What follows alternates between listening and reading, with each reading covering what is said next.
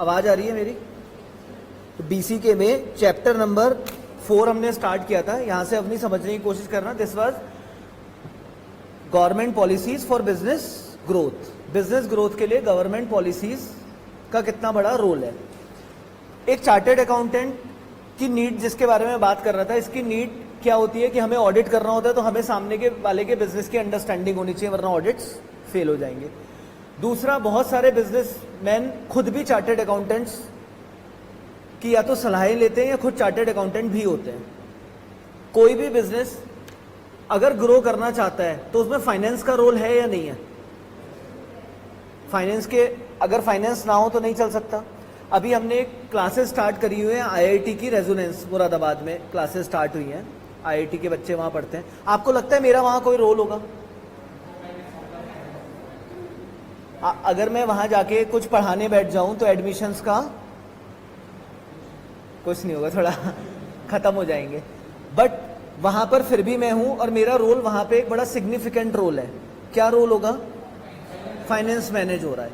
अगर कल उस प्रोजेक्ट को काफी हद तक हम सक्सेसफुल बना सकते हैं, क्योंकि मुझे किस चीज का आइडिया है? फाइनेंस। कहीं ओवर एक्सपेंडिचर्स ना हो जाए, या कहीं ऐसा ना हो कि नीड जिस चीज की है बिजनेस को, वो पैसा बिजनेस में आने से रह जाए।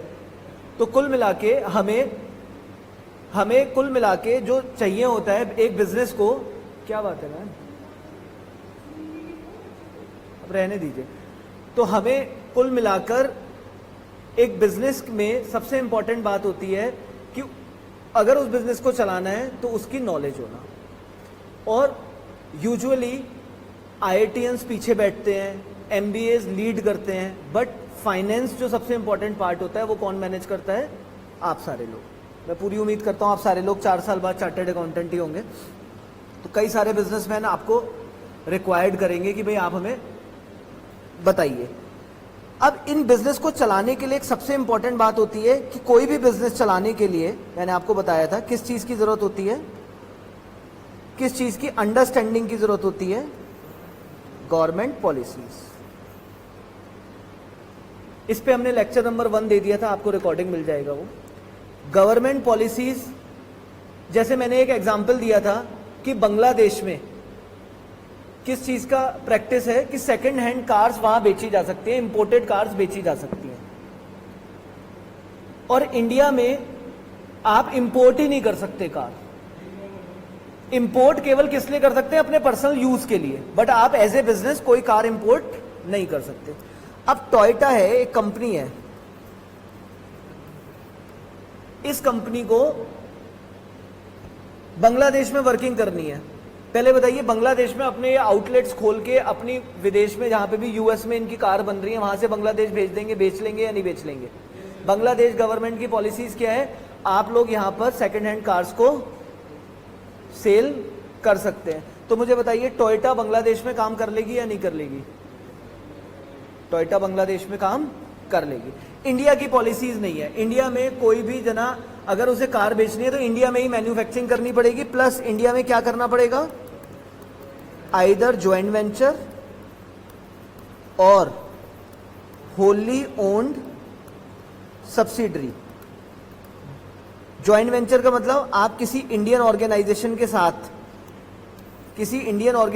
साथ वेंचर करेंगे। हीरो होंडा, इसमें विदेशी कौन था?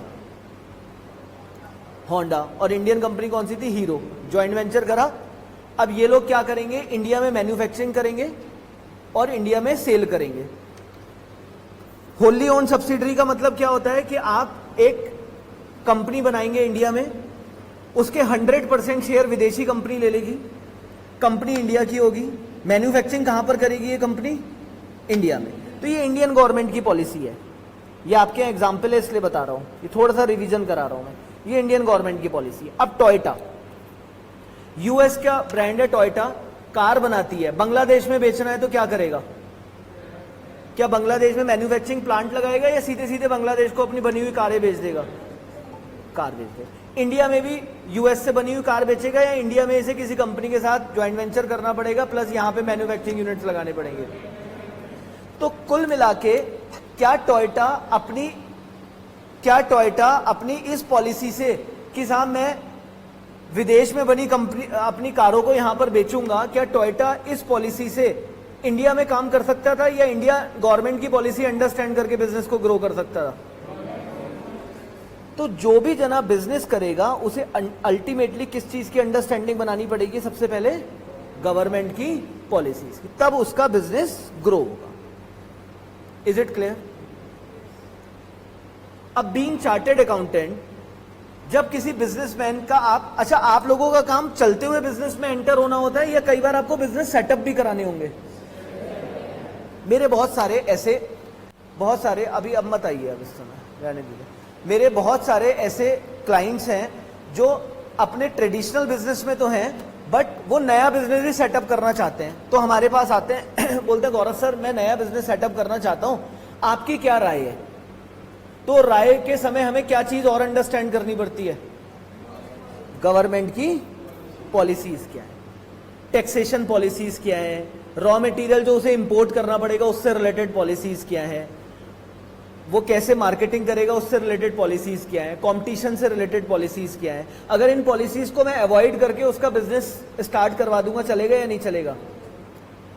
गवर्नमेंट की पॉलिसी है, सबसे पहले आप गुड्स एंड सर्विस टैक्स में रजिस्ट्रेशन कराएंगे और उस रजिस्ट्रेशन के बाद ही आप कोई माल खरीदेंगे। अब क्या नॉर्मल बिजनेसमैन को ये बात पता होगी? और उसने सीधे से अपना बिजनेस स्टार्ट किया, और बिजनेस स्टार्ट करने के बाद उसने प्लांट एंड मशीनरीज का ऑर्डर दिया। प्लांट एंड मशीनरीज का ऑर्डर होने के बाद मशीनरी सप्लायर ने दी नहीं। क्यों नहीं दी सप्लायर ने मशीनरी? वो कह रहा है जीएसटी रजिस्ट्रेशन नहीं है। अब क्लाइंट जीएसटी रजिस्ट्रेशन के लिए भागेगा तो उसको टाइम लग जाएगा नहीं लग जाएगा? बिजनेस में ग्रो हो पाएगा बिजनेस या नुकसान में चला जाएगा? इन पॉलिसीज को किससे होप की जाती है कि ये किसे पता होंगी? डेफिनेटली चार्टेड अकाउंटेंट को, या बिजनेसमैन को खुद भी पहले गवर्नमेंट पॉलिसीज का सबका आइडिया होगा।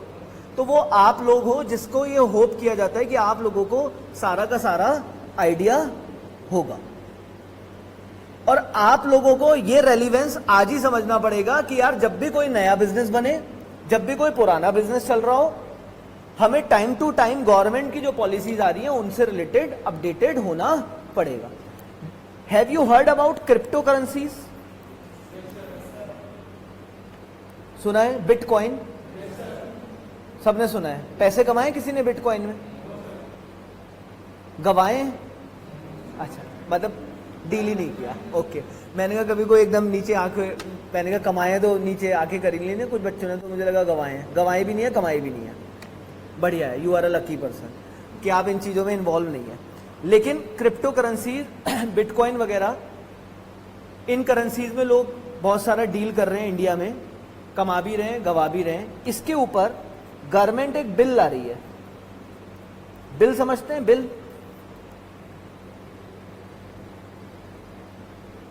क्या समझते हैं? एक proposed law. Bill is a proposed law, और जब बिल वो पार्लियामेंट में पास होके राष्ट्रपति हमारे जब उसे प्रेसिडेंट उसे अपनी कंसेंट दे देते हैं, then it becomes act and that is a binding. तो इससे रिलेटेड क्रिप्टो बिल आ रही है, जिसके अंदर इसकी बैनिंग की बात हो रही है, जिसके अंदर इससे रिलेटेड रूल्स एंड रेगुलेशंस की बात हो रही है। अब एक पर्सन क्रिप्टो का एक्सचेंज स्टार्ट करना चाहता है, जैसे वजीर एक्स है। मैं आपको लेटेस्ट टेक्नोलॉजीज के बारे में बता रहा हूं। एक वजीर एक्स है इंडिया में, ये क्रिप्टो का एक्सचेंज है, यहां पर आप बिटकॉइन खरीद बेच सकते हैं। वजीर एक्स अपनी प्लानिंग कर रहा है, खूब इंडिया के लोग क्रिप्टो खरीद रहे हैं, क्रिप्टो बेच रहे हैं, ये सारे काम हो रहे हैं। इस वजीर एक्स को इस क्रिप्टो बिल को ध्यान रखना चाहिए नहीं रखना चाहिए अब, या अपना वेंचर बढ़ाने के लिए जो उसके दिमाग में आ रहा है उसी से बढ़ाए, या उसे इस बिल को भी पढ़ लेना चाहिए और उसके अकॉर्डिंग अपनी प्लानिंग करनी चाहिए? अगर ये बिल ये कहता है कि कोई भी इंडियन कंपनी क्रिप्टो में डील नहीं कर सकती, अगर मान लो ये बिल ये कहता है और जल्दी ये बिल पास होने वाला है, तो वजीर एक्स को क्या करना चाहिए? बंद कर देना चाहिए धंधा या नहीं? नहीं, वजीर एक्स को फॉरेन में कंपनी खोल देनी चाहिए। मॉरिशस में खोल ले मान लो कंपनी, और उसकी ब्रांच यहां कर ले, अच्छा, वजीर एक्स में डील पूरी दुनिया कर रही है, किसी भी एक्सचेंज में, क्रिप्टो में कोई भी अमेरिका बैठा हुआ बंदा बिटकॉइन खरीद सकता है इंडिया से, मैं बेच सकता हूँ, एक्सचेंज होना चाहिए। तो वजीर एक्स को जब ये दिख गया कि इंडियन कंपनी बैन होने वाली है, तो उसे क्या करना चाहिए, फॉरेन में कंपनी खोल लेनी चाहिए और यहां इंडिया एक्सचेंज ऑपरेट करना चाहिए। कल अगर बिल आ गया, एक्ट बन गया और इंडिया में बैन हो गया, तो क्या वजीर एक्स भी बैन होगा? इंडियन एक्ट केवल किन कंपनीज पे लागू होगा? ये तो काम करता रहेगा, ज्यादा ज्यादा इंडिया में हो जाएगा, इसके चाइना, यूएस सारे यूजर वर्क करेंगे। लेकिन मान लो इसने गवर्नमेंट पॉलिसीज को पढ़ा ही नहीं और ये इंडियन ही रहा और अचानक बैनिंग हो गई, तब क्या होगा?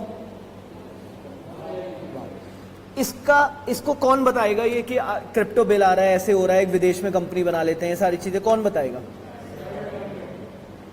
I think relevance of this chapter clear हो रहा है, बिल्कुल क्लियर है, ठीक है। अब इसका अभी मैंने पहला लेक्चर ले लिया था, इसका जो भी बच्चे नए हैं वो मैं अभी रिकॉर्डिंग शेयर कर दूंगा, रिकॉर्डिंग से आ जाएगा। हम इसमें बात चल रहे हैं, हिस्टोरिकल बैकग्राउंड था, आज हम बात चल रहे हैं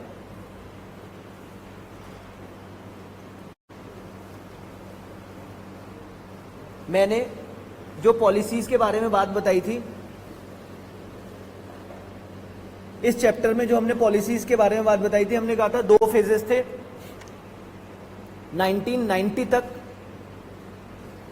3 फेजेस में हमने आपको पॉलिसीज बताई थी, 4 फेजेस में।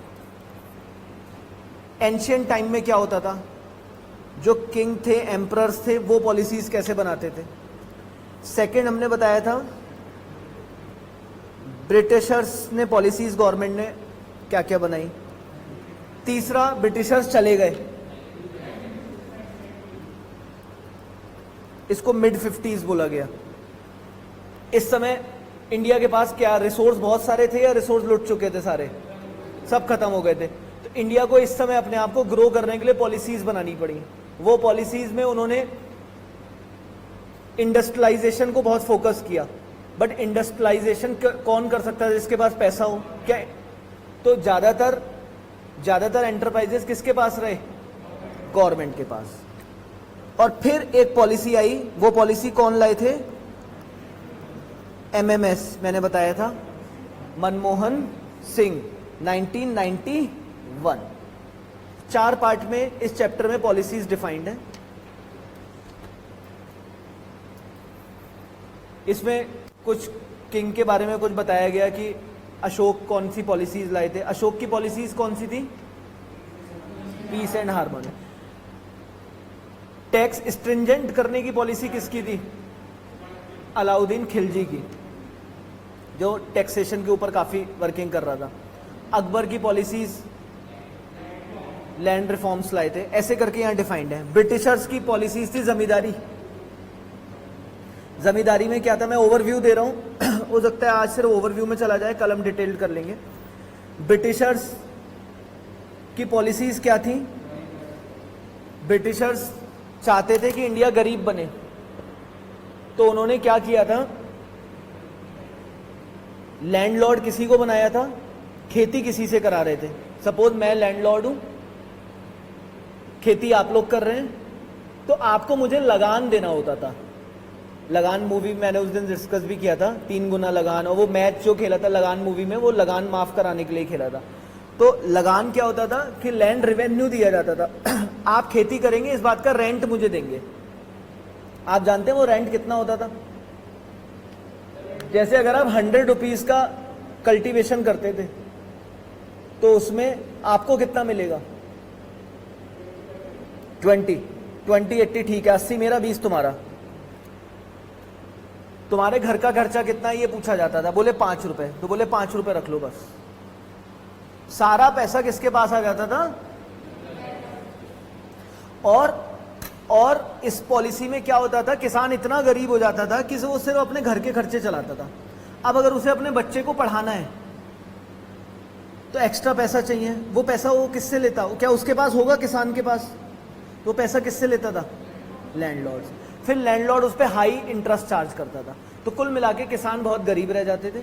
इन लैंडलॉर्ड से मैक्सिमम पैसा ब्रिटिशर्स ले जाते थे, और ब्रिटिशर्स की लैंड हुआ करती थी। तो ये ब्रिटिशर्स की पॉलिसीज थी। जब ब्रिटिशर्स गए उस समय वो लोग ही रह गए जो खेती कर रहे थे, उनके पास कितना पैसा था, बहुत कम पैसा था। तो उनके हिसाब से फिर गवर्नमेंट ने पॉलिसीज बनाई कि इंडस्ट्रियलाइजेशन कैसे लाया जाए, इन पे तो पैसा है नहीं, ये तो इंडस्ट्री लगा नहीं सकते, तो इंडस्ट्री कौन लगाएगा फिर, गवर्नमेंट खुद। तो उस समय उस जमाने में मिड 50s में सारे के सारे डोमिनेंस किसका हुआ करता था, गवर्नमेंट का। गवर्नमेंट की अपनी फैक्ट्रीज अपने आउटलेट्स लगते थे। 1991 में इकोनॉमिक रिफॉर्म्स आए और इंडस्ट्री पॉलिसी आई, इंडस्ट्रियल पॉलिसी यहां पे आई।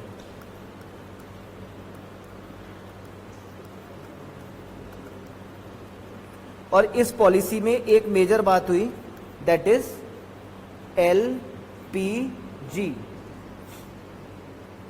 इस पॉलिसी में एक मेन बात हुई, दैट इज LPG। L का मतलब लिबरलाइजेशन, यहां से मैं ले लेता हूं, इसके बारे में बात कर रहे हैं। कब आई ये पॉलिसी,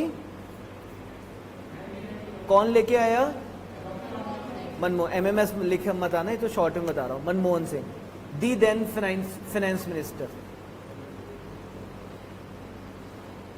इन्होंने उस समय बहुत लंबा चौड़ा भाषण दिया था, उसके बाद ये सुनाई, इनसे भाषण आया ही नहीं कभी, मगर उस समय इन्होंने बहुत लंबी स्पीच दी थी और इन्होंने रिफॉर्म्स लेके आए थे। पहला था liberalization, P for privatization and G for globalisation.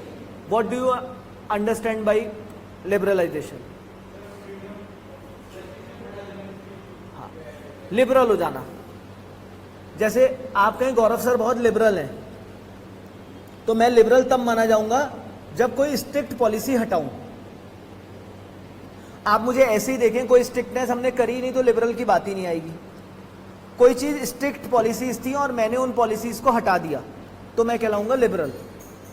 तो लिबरलाइजेशन में क्या था, 1990 से पहले गवर्नमेंट के बहुत रूल्स एंड रेगुलेशन हुआ करते थे, इनको लिफ्ट अप कर दिया और इन्होंने कहा कि अब बहुत सारी पॉलिसीज, बहुत सारे रूल्स लॉज हम हटा रहे हैं। जैसे पहले क्या लॉ हुआ करता था कि अगर आपको कोई बिजनेस सेटअप करना है, इंडस्ट्री सेटअप करनी है, तो आपको लाइसेंस लेने पड़ते थे गवर्नमेंट से। इंडस्ट्री आज सेटअप करनी है, लाइसेंस मिलने में 2 साल लग जाते थे। तो क्या वो मोराल रहता था, वो मोटिवेशन रहता था इंडस्ट्री सेटअप करने का? खाली बैठे रहेंगे तो, इसलिए इंडस्ट्री लगी नहीं रही थी। लिबरलाइजेशन में क्या हुआ, उन्होंने डी लाइसेंसिंग कर दी। आप इमीडिएटली आज चाहते हो आज ही लगा लीजिए, कोई लाइसेंस नहीं लेना। सिर्फ कुछ प्रोडक्ट है, मान लीजिए आप गन बनाने बैठ गए तो लाइसेंस लेना ही पड़ेगा। ये थोड़ी ना आपने कोई सी भी गन बना दी, किसी को भी उड़ा दिया। ड्रग्स बना रहे हैं आप, ड्रग्स मतलब दवाइयां, ठीक है? तो अगर आप दवाइयां बना रहे हैं, ड्रग्स बना रहे हैं, तो क्या लगता है इसमें लाइसेंसिंग होनी चाहिए, नहीं होनी चाहिए? वरना तो आपने सही करने की जगह बंदा खा के चला गया। तो इन कुछ जगहों पे तो लाइसेंसिंग थी, बाकी सब जगह से लाइसेंसिंग हटा दी। This was known as liberalisation. ठीक।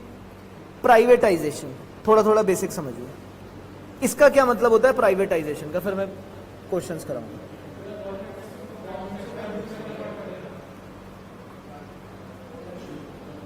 गवर्नमेंट से प्राइवेट की तरफ मूवमेंट होना, गवर्नमेंट से प्राइवेट की तरफ मूवमेंट होना। सारा कंट्रोल 1990 तक मेनली कंट्रोल किसका था? गवर्नमेंट का। इसमें लॉस क्या हो रहा था? इनएफिशिएंसी। गवर्नमेंट जॉब है, 10 बजे आदमी जॉब पे जाएगा, 5 बजे आ जाएगा।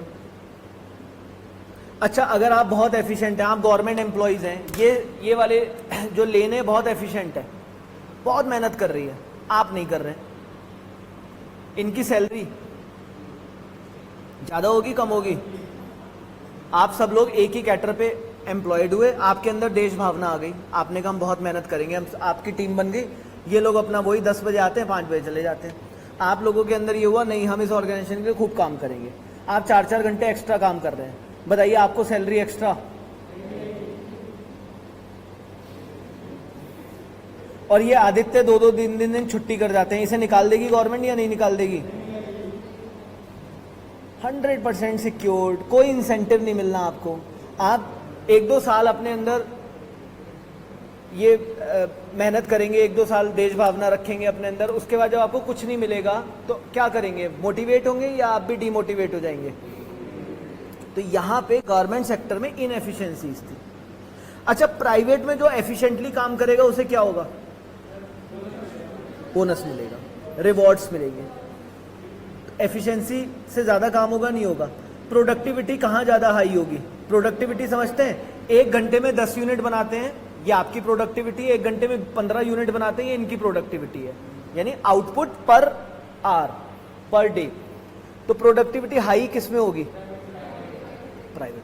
प्रॉफिट्स कहां ज्यादा होंगे, ये तो वेलफेयर पे ध्यान देते हैं, ये प्रॉफिट्स पे ध्यान देते हैं। ग्रोथ कहां ज्यादा होगी, गवर्नमेंट में। कैसे, जिसको प्रॉफिट ही नहीं हो रहा वो ग्रो कैसे करेगा। मेरी ऑर्गेनाइजेशन को प्रॉफिट ही नहीं है तो मैं नई मशीनें भी कहां से खरीदूं, ग्रोथ ही नहीं कर सकता। तो गवर्नमेंट ने अंडरस्टैंड करा कि हमने 50 साल लगा दिए, 40 साल लगा दिए आजाद होने के बाद, और हमारी इंडस्ट्री ग्रो नहीं हो रही। इसके पीछे रीजन क्या है कि गवर्नमेंट का मोटो ही वेलफेयर है, एम्प्लॉयज को रिवॉर्ड नहीं देते। इससे ज्यादा अच्छा है कि हम सारी इंडस्ट्रीज को किसमें लेकर आए, प्राइवेट। तो प्राइवेटाइजेशन इज गुड। ये जो बार बार आ रहा है कि मोदी जी देश को बेच रहे हैं, वो देश को बेच नहीं रहे हैं। What he is doing, privatisation कर रहे हैं। ठीक, अब प्राइवेटाइजेशन का एक और तरीका समझिए। गवर्नमेंट 1 लाख रुपए सपोज कमाती है किसी,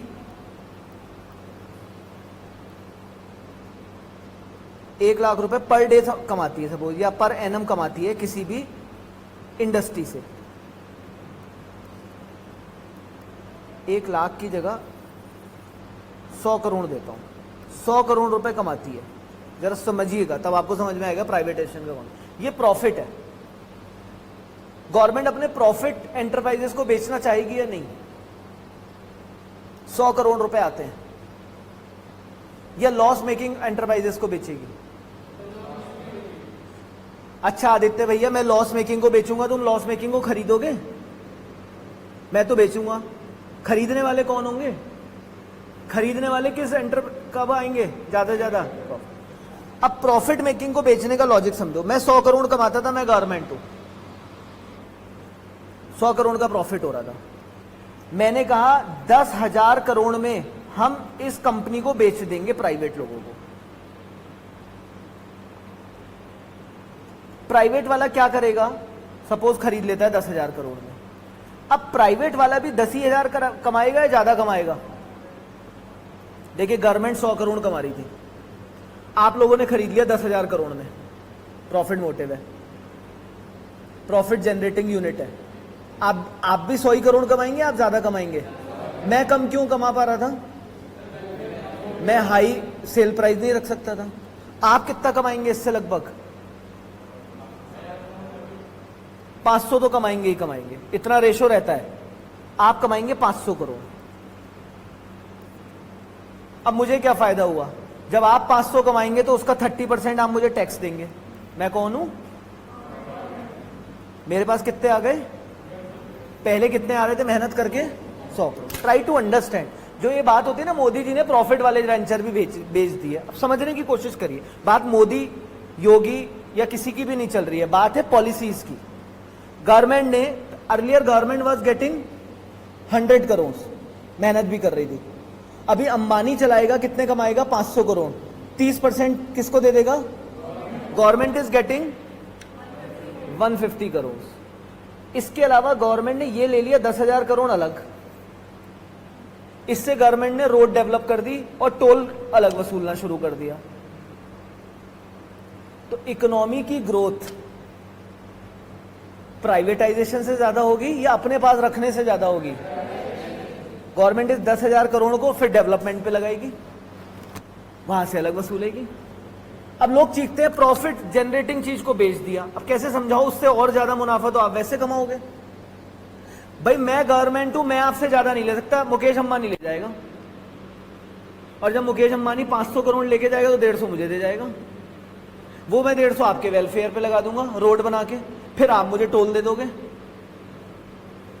फिर मैं कोई और योजना लगा दूंगा, ये सब चलता रहता है। सो किसी ने मुझसे पूछा था सर प्राइवेटाइजेशन इज गुड और bad, what do you think? Good. अच्छा, अगर मैं अकेला प्लेयर हूं तो क्वालिटी अच्छी रहेगी, या अगर कई सारे लोग मैन्युफैक्चरर होंगे तो क्वालिटी अच्छी रहेगी? कंपटीशन में क्वालिटी अच्छी होती है। If I am the only chartered accountancy coaching institution, तो क्या होता, मैं उस बंदे को अभी नहीं बुलाता, टेक्नीशियन को। मैं कहता कोई बात नहीं बच्चों, आज सॉरी, बड़ा बड़ा लिख देता है बोर्ड पे, वो तो दिखता भी नहीं, वैसे बोल देता, सॉरी बोल देता, खत्म हो जाता केस। लेकिन मुझे मालूम है कंपटीशन का दौर है, प्लस एजुकेशन की क्वालिटी मेंटेन करनी है, तो हर हाल में हमें पढ़ाना तो था ही, क्वालिटी मेंटेन होती है इन चीज़ों से। ठीक है, अभी थोड़ी सी बीसी के कभी समझ नहीं आएगा, मैं लाइन टू लाइन पढ़ाऊंगा, पहले आपको पॉलिसीज अंडरस्टैंड करनी पड़ेगी। तो लिबरलाइजेशन हो गया, देन क्या आया? प्राइवेटाइजेशन। अब प्राइवेटाइजेशन से यहां से क्वेश्चन बहुत आते हैं, इसे मोस्ट इंपॉर्टेंट मार्क करो, यहां से आएगा एक क्वेश्चन, 8 पेपर आउट कर दिया।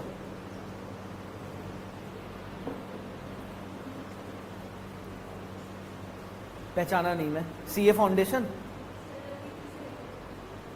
आ जाइए, फाउंडेशन में ही है ना? हाँ आ जाइए। ये पहला बैच ऐसा है जिस 4 महीने से मैं पढ़ा रहा हूँ, 3 महीने से, और पहचानने में बहुत दिक्कत है। ये बंद करना आ रहे हैं। यहां से एक क्वेश्चन आएगा, आज पेपर आउट हो गया, एक क्वेश्चन आएगा आपका पक्का। प्राइवेटाइजेशन होता कैसे? अब सुनिए, फर्स्ट इज डेलीगेशन।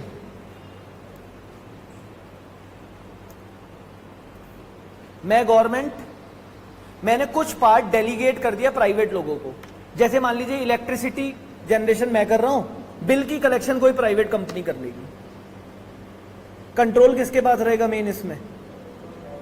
गवर्नमेंट के पास। प्राइवेट का काम क्या है? कोई एक डिपार्टमेंट दे दिया, कोई एक काम दे दिया। जैसे इलेक्ट्रिसिटी गवर्नमेंट के पास है, bill collection, meter reading private लोगों के पास है। तो इस तरीके से हमने प्राइवेट की एंट्री करा दी। तो this is known as delegation. Delegation of work क्या होता है कि मैं मेन मालिक हूं, सारे काम मैं नहीं कर सकता, तो मैंने 4 मैनेजर बना दिए, तुम ये काम देखो, तुम ये काम देखो, तुम ये काम देखो, तुम ये काम देखो। मालिक कौन है? बस आप लोग खुश हो रहे हैं काम कर करके, आपको अथॉरिटी मिल गई है। रेस्पॉन्सिबल कौन है सारे कामों के लिए? तुम जैसे लोग मिल जाए बार बार पे मैं रेस्पॉन्सिबल हूं, तो ठीक है, अच्छी बात है, तुम रहो। लेकिन अगर कुछ भी गड़बड़ हो गया तो क्या, यहां किसी टीचर ने खराब पढ़ाया, रेस्पॉन्सिबल कौन होगा? वो टीचर या स्टूडेंट प्राइड? अगर रिजल्ट खराब हो गया तो उस टीचर से कहेंगे पेरेंट्स आके बात करेंगे, या स्टूडेंट प्राइड के ओनर से आके बात करेंगे? यहां कोई भी क्वालिटी में दिक्कत हो गई, इस टेक्नीशियन ने कोई गड़बड़ कर दी, आज नहीं चल पाती क्लास, आप घर पे जाते तो आपके पेरेंट्स इस टेक्नीशियन का नंबर मांगते, आपसे बात कराओ बेटा जरा मेरी, कौन था ये जिसने आज तुम्हारी क्लास नहीं चलने दी, गौरव सर परेशान हो, ये मुझसे बात करते। Who will be the responsible person? Owner. तो डेलीगेशन में who will be the responsible person? Government या जिनको डेलीगेट किया गया? गवर्नमेंट। जरा देखिए, government keeps hold responsibility, underline कर लीजिए, क्वेश्चन आ चुका है 2-3 बार, और अंडरलाइन जरूर कर लीजिएगा। मैं अंडरलाइनिंग की एक बात बता दूं, इस पूरे पैराग्राफ में मान लो ये लाइन और ये लाइन अंडरलाइन है और आप एग्जाम टाइम में पढ़ रहे हैं पन्ना, तो आप कौन सी चीज श्योर पढ़ के जाएंगे? और कुछ अंडरलाइन नहीं है तो पता नहीं लगेगा। तो अंडरलाइनिंग जरूर करिए, किताबें बिकती नहीं है ये वाली, आईसीआई हर एक को नया सेट भेजता है। अंडरलाइनिंग करते रहिए, इंपॉर्टेंट चीजें मार्क करते रहिए। बहरहाल ये मत करिएगा अंडरलाइन, ये करिए, government keeps hold responsibility. Control किसके पास रहेगा? गवर्नमेंट का ही एक्टिव इन्वॉल्वमेंट भी रहेगा। कैसे देते हैं? Contract, franchise, grant. Page number है जो लास्ट बेंच को बता दूं मैं, पेज नंबर है 4.10, आपको बता रहा हूं 4.10। तो फ्रेंचाइजी दे दी, बिल कलेक्शन का फ्रेंचाइजी आपको दे दिया, ये सारी चीजें होंगी। रेलवे में कॉन्ट्रैक्ट निकलते हैं, कैंटीन का कॉन्ट्रैक्ट है, सफाई का कॉन्ट्रैक्ट है, तो वो भी गवर्नमेंट के लोगों को ही लगाते होंगे। वो रेल है, बार बार ट्रेन डेस्टिनेशन पे पहुंचेगी, फिर वहां से दोबारा शुरू होगी, तो सफाई होती है। तो क्या इतने सारे एम्प्लॉयज हायर करेंगे या प्राइवेट लोगों को दिया होगा रेलवे ने? लेकिन अगर गंदगी मिलती है तो फिर आप किसको कंप्लेंट करेंगे? तो प्राइवेट का इन्वॉल्वमेंट है, बट अल्टीमेटली कंट्रोल किसके पास है? That is known as delegation. लेकिन इससे क्या प्राइवेटाइजेशन की पहल हो रही है या नहीं हो रही है? प्राइवेट इन्वॉल्वमेंट स्टार्ट हो गया नहीं हो गया? तो delegation is one of the mode of privatisation. Second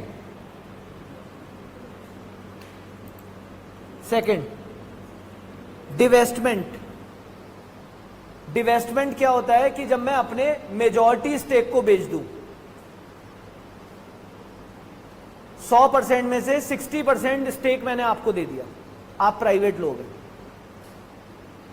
40% का मालिक मैं, 60% क्या, मेजॉरिटी किसके पास रहेगी? प्राइवेट लोगों की। That is known as divestment. और एक वर्ड होता है डिसइन्वेस्टमेंट। इन्वेस्टमेंट का मतलब क्या होता है? परचेज करना। डिसइन्वेस्टमेंट का मतलब होता है सेल करना। अब जरा ध्यान से सुनना, मैं गवर्नमेंट 100% शेयर मेरे पास थे, 20% मैंने आप लोगों को बेच दिए, आप प्राइवेट लोग हो। ये डेलीगेशन है या ओनरशिप ट्रांसफरेंस है? डेलीगेशन नहीं है। मैंने डेलीगेशन में कोई ओनरशिप नहीं जाती है। जब ओनरशिप जाने लगे तो या तो वो डिसइन्वेस्टमेंट होगा या डाइवेस्टमेंट होगा। डेलीगेशन में ओनरशिप नहीं जाती है, डेलीगेशन में सिर्फ काम के राइट दिए जाते हैं। तो प्लीज 100% मेरे पास था, 20% मैंने आपको दे दिया, डिसइन्वेस्टमेंट। 60% आपको दे दिया, डाइवेस्टमेंट। डाइवेस्टमेंट का मतलब मेजॉरिटी आपको दे दी।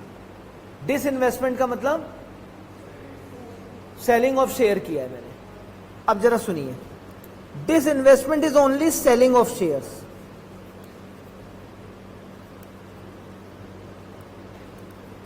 और डिवेस्टमेंट है मेजॉरिटी सेलिंग। डिसइन्वेस्टमेंट कहीं नहीं कहता माइनॉरिटी सेलिंग। सुनिए जरा,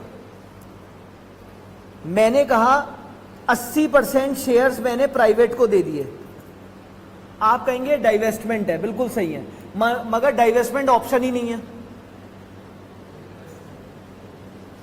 प्लीज, डिसइन्वेस्टमेंट क्या था? अपनी ओनरशिप बेचना। क्या मैंने 80% आपको दिया तो ओनरशिप बेची या नहीं बेची? तो ये डिसइन्वेस्टमेंट ही है। बट अगर डिसइन्वेस्टमेंट के अंदर ही डाइवेस्टमेंट होता है, अगर डाइवेस्टमेंट दिया हुआ है तो उसको टिक करें, डाइवेस्टमेंट नहीं दिया तो डिसइन्वेस्टमेंट। ध्यान से दोबारा सुने, मैंने 80% शेयर्स आपको दे दिए, दिस इज डिसइन्वेस्टमेंट और नॉट? डिसइन्वेस्टमेंट का मतलब ओनरशिप देना, 80 हो, 20 हो, 10 हो, 5 हो, डिसइन्वेस्टमेंट तो है ही। क्या ये डाइवेस्टमेंट भी है या नहीं? मेजॉरिटी बेचे तो डिसइन्वेस्टमेंट तो हमेशा ही होगा जैसे ही मैं अपने शेयर बेचूंगा। मेजॉरिटी बेचने के साथ ही क्या हो जाएगा? वो डाइवेस्टमेंट। मैंने 20% शेयर्स आपको बेच दिए, डिसइन्वेस्टमेंट है या नहीं है? 20% शेयर आपको बेच दिए, डिसइन्वेस्टमेंट है या नहीं है? डाइवेस्टमेंट है या नहीं है? डाइवेस्टमेंट। मेजॉरिटी बेचा क्या? डाइवेस्टमेंट नहीं है। तो disinvestment means selling of shares. Majority अगर आप बेच रहे हैं तो that is known as divestment. 80% share बेचे, सिर्फ ऑप्शन है डिसइन्वेस्टमेंट, डेलीगेशन और none.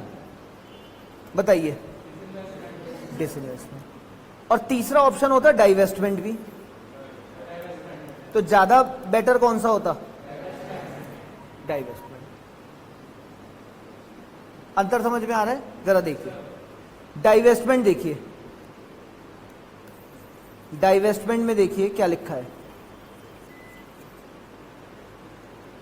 Government surrenders partial ownership, सारा नहीं बेचना है, मेजॉरिटी स्टेक बेचनी है, मेजॉरिटी।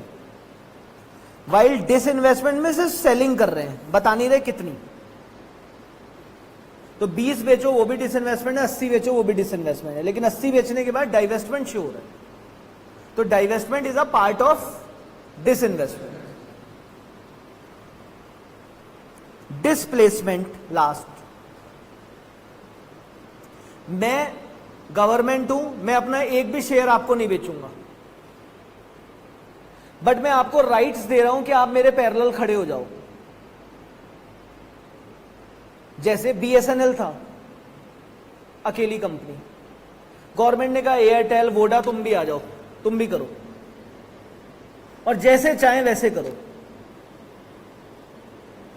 और धीरे धीरे एयरटेल और वोडाफोन इतने बड़े होते गए कि बीएसएनएल दिखना बंद हो गया, डिस्प्लेस हो गया। एक सर्टेन प्लेस था उसका, पता ही नहीं लग रहा कहां गया।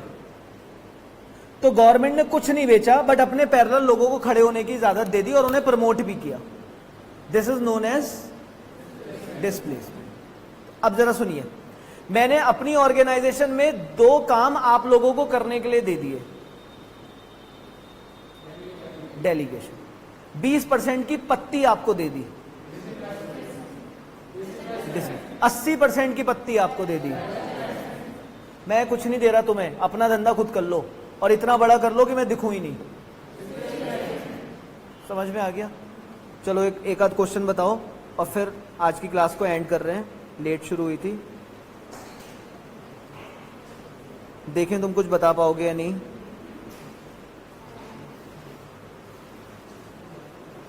कुछ है भी? ये देखो question 16, question 16, sale of 50% stake, sale of 50% stake in PSU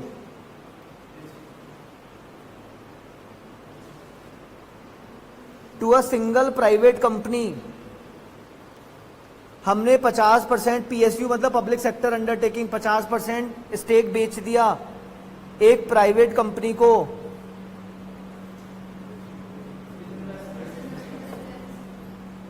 भाई डाइवेस्टमेंट तो है ही नहीं है, तो जब भी हम ओनरशिप बेचेंगे डिसइन्वेस्टमेंट तो श्योर है।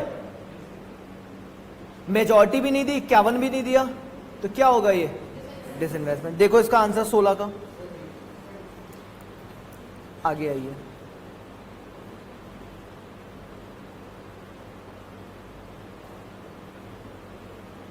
बाकी और हाँ, question 7, the form of privatization where government keeps hold of responsibility. Government responsible रहेगी, गवर्नमेंट कह रही है मुझे ही पकड़ना हर बात के लिए। डेलीगेशन। ठीक है जी, मैं बता रहा हूं यहां से क्वेश्चन आने ही आना है। और ढूंढो, कुछ और है?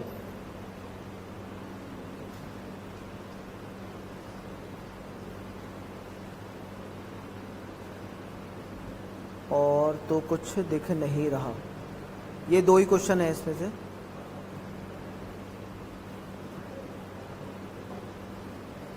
ठीक है, बाकी कल ग्लोबलाइजेशन और वो सब करके कल खत्म कर देंगे। फर्स्ट वाला मैं आप लोगों को दे दूंगा।